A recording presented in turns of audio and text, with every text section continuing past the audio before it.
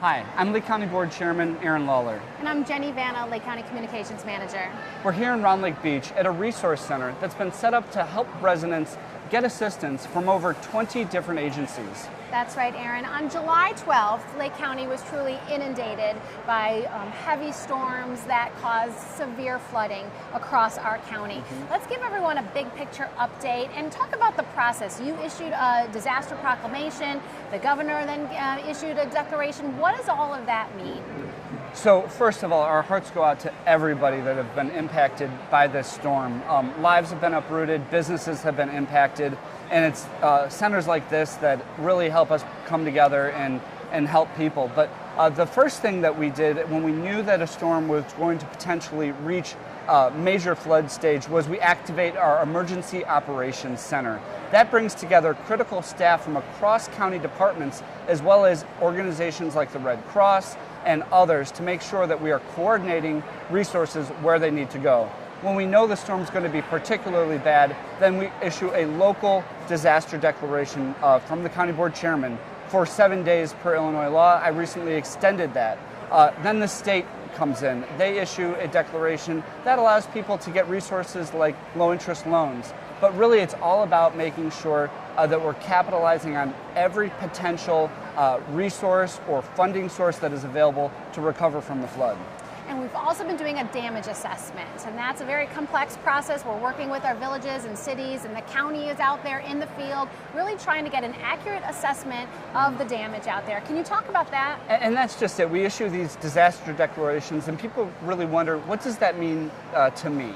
Well, what it means is we need to make sure that all of the money that local governments are spending on the resource and recovery efforts are being tracked so that if reimbursement becomes available from the Federal Emergency Management Agency, we've got good records. As far as residents, we're also asking them to register through the county website, www.lakecountyil.gov/flood, so that if potential resources become available from FEMA, we've got good records. So even though they have water, in their basements, in their garages, in their structures, there were several thousand reports of flooding.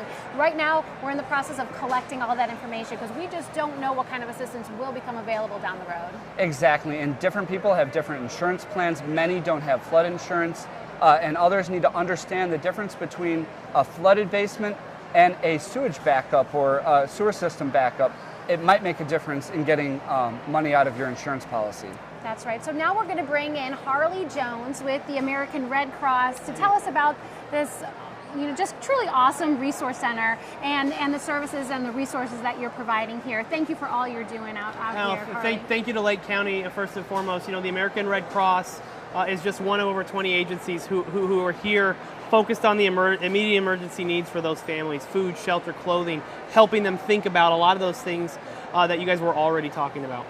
And it's amazing, the people I've met. I've tried to meet every Red Cross volunteer. It's a hard thing because there's so many folks here helping out, and they're from across the country. Washington State, Pennsylvania, Texas. These are people that dropped what they were doing and came to Lake County to help out. It's truly inspiring. They did. Well, we have an American Red Cross here that lives and works every day in the Chicagoland area. We're a part of a larger network. And so in the same way that our volunteers from Lake County might deploy it for a wildfire in California, the same thing happens when we need those folks as well. So it's great to see that level of support. Same thing happens for our friends of the Salvation Army and all of the different agencies. So we're seeing literally hundreds of families come through this center every day. I understand that we've distributed 4,500 cleanup kits and 14,500 bulk items, cleanup items that people can use to help in their homes and so forth.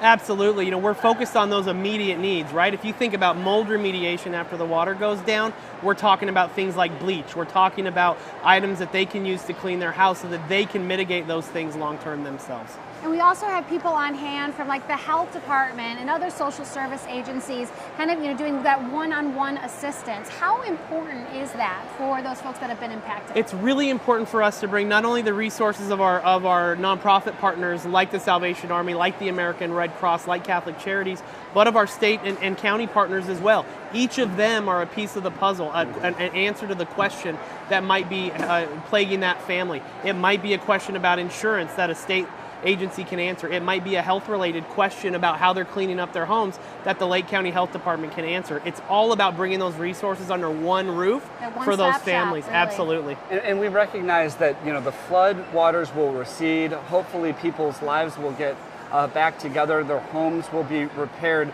But the damage mentally and physically and so forth of this storm will last for a long time. And so there are agencies here like NICASA, which offers behavioral health services. Absolutely. The health department.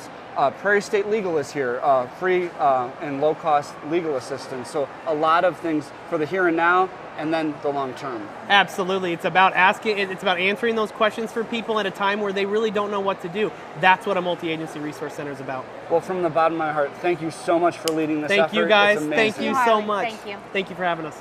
One of the long-term impacts of the flood are considerations like mold damage, mosquitoes, and other things that come with standing water. That's right, and Mike Adam with our Lake County Health Department, our environmental division, is here to fill us in on everything we need to know about that. Welcome, Mike. Thanks for being here. After the floodwaters recede, we know we're going to see a lot of standing water. What will that do in our neighborhoods and so forth? Yeah, it's a good question. Even before all these floods, the numbers of mosquitoes were on the rise in Lake County. And now you can imagine with all the standing water all over the place, the numbers are going to be pretty large. And so there's a number of different things that we're doing at the county level. We have a number of traps set up. We're looking for primarily mosquitoes that are going to be producing diseases such as West Nile virus. That's our main issue. Most of the mosquitoes that are going to come off hatching from this floodwaters are going to be what we call nuisance or floodwater mosquitoes, the first several batches for the first week or so. But then after that, we're going to be dealing with potential for the Culex mosquito, which is the one that carries West Nile virus. So that could be a serious health issue, and we're keeping a very close eye on that. So the first round is going to be large numbers of these nuisance mosquitoes. They're going to be a major concern from an aesthetic standpoint, but from a disease standpoint, it's going to be carried on all the way through really end of August and September. And I know different communities have already started. In Vernon Hills, in my hometown, I believe they did some spraying previous couple nights ago. How do we coordinate with our municipalities to make sure that the larviciding and then the adult mosquitoes are also being dealt with? Yeah, so there's going to be a few issues here. One is going to be try to give some relief to the residents, try to knock down those nuisance mosquitoes. But then there's this larger coordinated effort that the health department is also leading into.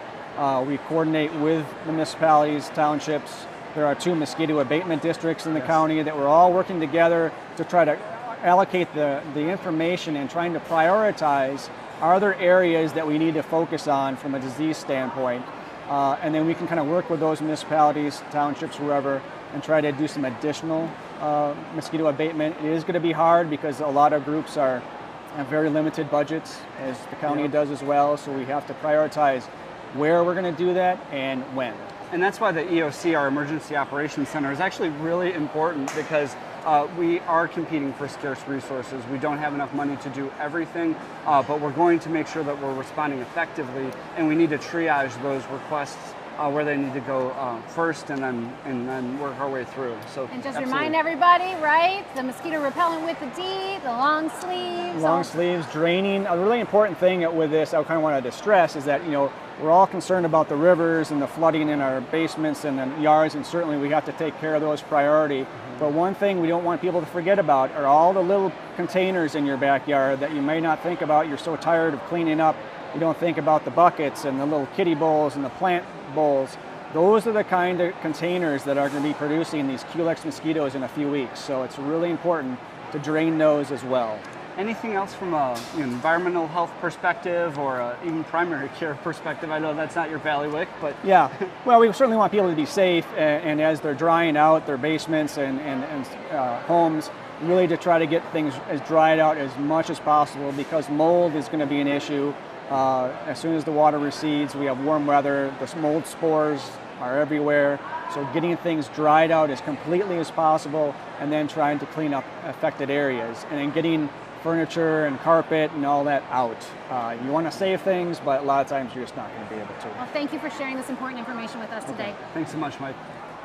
So, Chairman Lawlor, I want to thank you for your leadership throughout this event, and what else can you share with everybody out there? Well, I think there's a number of things, as we kind of alluded to, that people need to be thinking about, even though they're in the throes of putting their lives back together, the arduous task of cleaning out their homes and their businesses, but there are long-lasting impacts, and they need to watch out right now for scammers that might be trying to take advantage of them in their darkest hour, which is really unfortunate. But it's important for residents to know that if they're contacted by a business that might be representing themselves as a part or affiliated with the village or the county, that they need to check that with their municipality or their county government. Always go on the Better Business Bureau website. There's a wealth of information there. And we're keeping a ton of information on the county's flood website, lakecountyil.gov/flood. There are also behavioral health concerns. We have NCASA here, as I mentioned. The mental toll that this takes on people is something you don't realize for days, weeks, months later. And we need to make sure that our residents, our neighbors, our friends and family are doing all right as they recover. Again, thank you, Chairman Lawlor, for your leadership and the County Board's leadership during this event. It's, I'm proud to be part of such an amazing team that have really been working hard.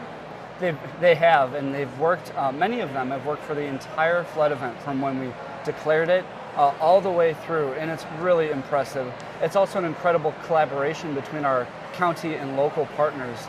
Everybody's pitched in, neighbors helping neighbors. It's just a wonderful thing to see when Lake County's in a time of need. We all come together. So thank you. Thank you. Thanks, and have a great day.